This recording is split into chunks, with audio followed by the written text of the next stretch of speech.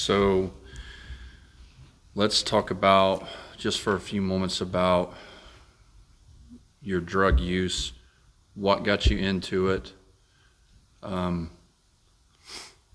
and so being your dad, I had my perspective of what all was going on, but you had a whole different perspective because you were living it. Mm-hmm. I could only deal with it based upon what I knew and my experience. And going back, I know I made some mistakes, and I know I tried to do some of the things right, but what were you experiencing during that whole time, again, of your drug use, of anxiety or depression, or the times when you were, thinking about your life and was it worth living, and being, the time, we had experiences with police officers, we had experiences with courts, and just, it was just a whirlwind for me. And then, but I know now that, I've heard some things and you're coming out of it. What would you want parents to understand? What would you want grandparents to understand? And then, with our facilities, or like the people who tried to take care of you or were supposed to help take care of you but didn't understand, that whole thing, kind of start where what made you start it, and then go from there. Well, I think I was just depressed. Like, I started feeling pretty depressed in 8th grade, and each year it got worse and worse. And I got to a point where I remember just being done, like not wanting to live anymore. And my friends were smoking weed and stuff at the time, and I had never wanted to get into that because I was raised in church and stuff. And I remember one night just thinking, like, what do I have to lose? Like, I guess I was kind of curious too. So I did it once and I hated it. It terrified me, but for some reason I just kept doing it. I kept doing it and doing it and doing it until I fell in love with it. And even media tries to portray like marijuana as a good thing now, and like it helps anxiety and this and that and this and that. I think it's terrible. I think it's a lot worse than what people say it is. And there definitely comes a point where like you can't really function without it. Like if you don't smoke, you can't eat, you can't sleep, you don't have any energy, and it gets to a point where, like, I don't know if that's not addicted, and then I don't know what addicted is. So I would say, like, I was addicted to marijuana, and that led to other things. And what I tried after that was synthetic marijuana, or spice, and I did that because I ran out of money to sustain my habit, I guess. And the guy that I was buying my weed off of had spice, and it was just way cheaper.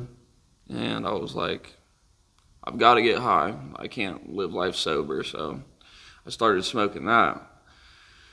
And I remember one time I smoked way too much of it. And I remember just starting to black out. And I panicked. I ran to the stairs because I was upstairs. My friends were downstairs. And I blacked out, and I woke up at the bottom of the stairs in this girl's arms, and she was crying. I don't really know what happened. They said I had a seizure, but I don't really have any recollection of that happening. And I remembered right after that walking back upstairs and smoking more of it. And What made you do that? That's the thing. I don't even know. Like, it's hard to explain. It's just, whenever you don't value your own life, I guess. You don't really care what happens. Like, if you're miserable, it's like you don't really care, like, what you're doing to yourself, I guess. Yeah. And about how old, do you remember how old you were when that was going on? Because I know it had to be 15, 16, or 17. Yeah, I think I was 17. 17, yeah. And after that, I started going down the rabbit hole of, like, psychedelics and stuff. I watched YouTube videos on that for a long time, got really interested in all of that stuff. And I remember the day that I tried it, and it opened me up to a whole different world of stuff that I wish I never opened, because honestly the door really doesn't ever close. And psychedelics are a whole different thing that I would encourage everybody to stay away from. And even the media is trying to push that even that's a good thing, even that cures depression and anxiety and all this stuff, and it doesn't. Do you think that, so I know this may sound like duh to you, but I'm going to ask it. So would you say it's your anxiety, depression is what drove you to try to find something to get help, to find something? I mean, I know it sounds cliche because that's what everybody says, but would you say that's the truth? You were just searching for some way to feel better? Yeah, I would say that, yeah. Did you, and so growing up, with us, obviously, like, growing up, with all the resources that, me and your mom knew of, and the times we tried to help, and the other people who tried to help, did you feel like anybody actually understood what she was going through? And kind of that process. I mean, because I know there were some people that you were like, just made you mad. Mm-hmm. But then there was a couple people here and there that seemed like they impacted your life in a positive way. Yeah, I guess I always felt like unique in a way that I didn't really think anybody else thought the way I did. I didn't think anybody understood exactly what I was going through, because I didn't think, when I would try to explain to people how I felt, I could tell that they didn't understand. And I've met maybe one or two people over my life that understands what I'm talking about when I try to explain the way I think and the way I feel. And Do you think that so at home, when I say at home, I mean in our community, did you feel lost? Like, because I know as parents, we didn't know what to do. yeah, Right? Like, we took you to the ER a couple times, but then, it went from there. And I mean, we were just continually trying to figure out what to do as your parents. And I know you got frustrated with us, and I know you got frustrated with other people. And so could you speak to maybe, so thinking about what you went through and the future of our community, parents, grandparents, and young people, what could we do as a community that you think would at least help be a bridge between I'm losing control of my life and getting everything back together again, where you at least feel like you can move forward? You understand what I'm saying? Like, what is in the middle that could be done as far as other people and other places? Like, again, we went to the emergency room, but did that help? You've been in jail once or twice, but did that help? And your experience in those places, did you feel like anybody really understood what you were going through in that moment? well, the only thing I can say that helped is Jesus, literally. Like, I had inpatient stays where I was talking to therapists, and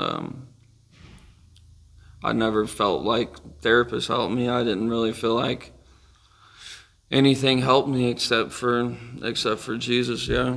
And that's, I guess, the only way we can help kids and people who are struggling with stuff is to share the gospel. And I think bringing God back into politics and media and just normalizing it, because now it's almost like Christians are labeled as bigots or racist or homophobics, and it's always talked about in a negative connotation in today's media and politics and stuff like that. And I think the only way to help kids that went through what I went through, or people that went through what I went through, is by bringing them to God. And that's the only thing that saved me.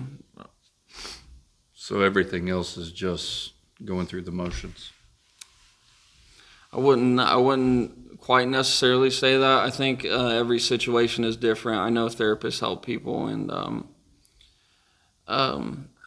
things like that do help people. But for me, I think I was just different. I think I didn't feel like anybody quite had the answers that I was looking for.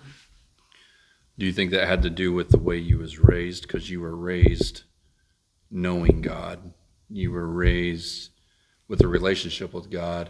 And then when you kind of went that direction, you knew everything else was just kind of the process of things. You knew the real answer, right? Is that what you're... So what would you say to, and this will be it, but so here's what I think about. Okay, here's what I deal with. So you know me as your dad. You've seen me in good times and bad times. You've seen me when I've been a pretty solid Christian, and then you've seen me also do things and say things that weren't a great example of Christianity, because nobody knows you like those who live with you. So if I'm trying to lead a community and say, look, we have a mental health issue. We have a lot of people out here that have kids that are struggling with drugs. We have a lot of adults that are struggling with drugs. We have people that are suffering from anxiety and depression, and they don't know what to do. Mm-hmm. They don't know where to go. They go in and out of the hospital. They go in and out of jail. They don't need to be in jail, first of all, because a lot of times that just makes it worse. But they don't know God. Mm-hmm. They don't have the relationship that you grew up with. They don't understand that part of it.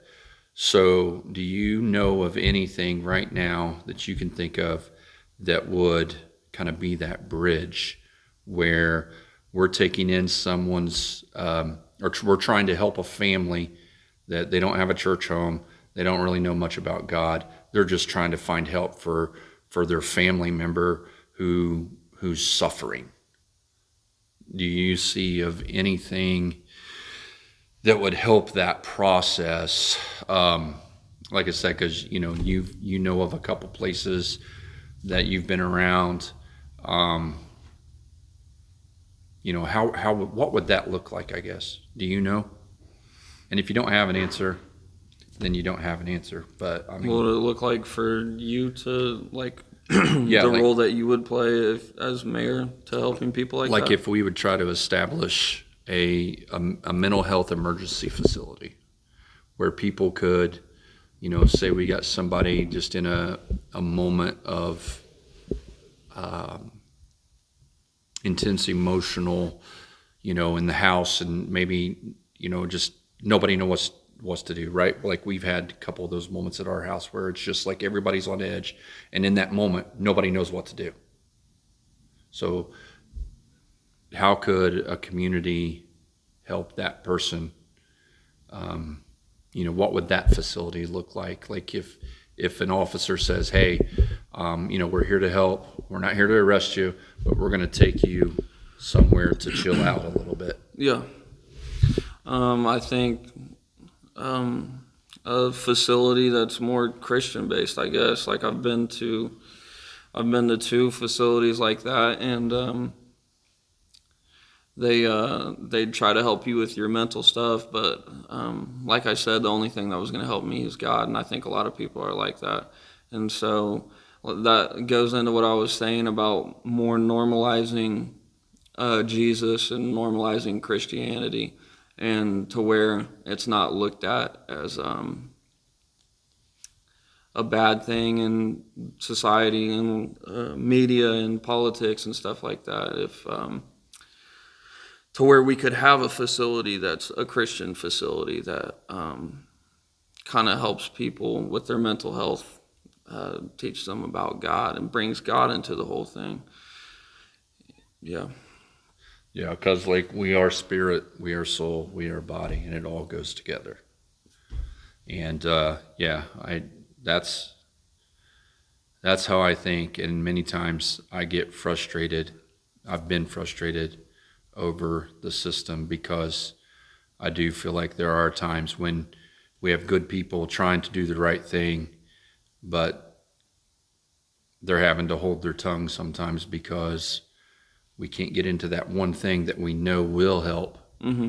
Because like you said, society has shunned it instead of making it normal. We're normalizing behaviors that are detrimental and harmful Mm-hmm. to who we are as individuals, instead of normalizing, love, true peace, true joy, love your neighbor, love your enemy, things like that. So yeah, I know I get that. I think, the only way to fix that is to have people step out, though, and, not be afraid of getting silenced or canceled or, being looked at any certain type of way. To just stand up and tell the truth and let God deal with the rest,